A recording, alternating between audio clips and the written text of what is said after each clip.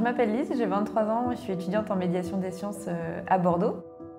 J'ai été diagnostiquée d'un sarcome rhabdoïde, donc une forme de cancer assez rare, à l'âge de 19 ans.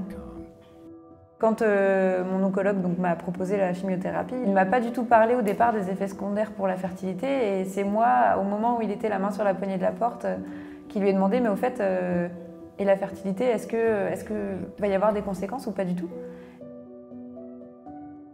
La méthode traditionnelle de ponctionner les ovocytes n'était pas envisageable parce qu'il y avait trop peu de temps pour le faire.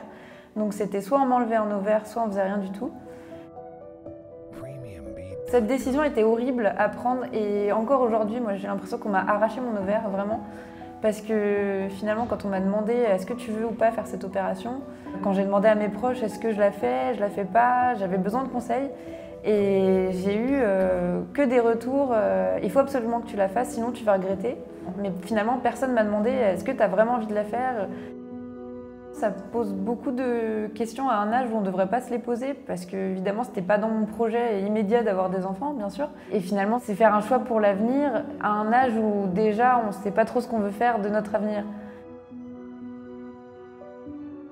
À l'heure actuelle, j'ai aucun moyen de savoir si oui ou non l'ovaire qui me reste est fonctionnel et si oui ou non un jour j'aurai une chance d'avoir des enfants. Je ne sais pas du tout.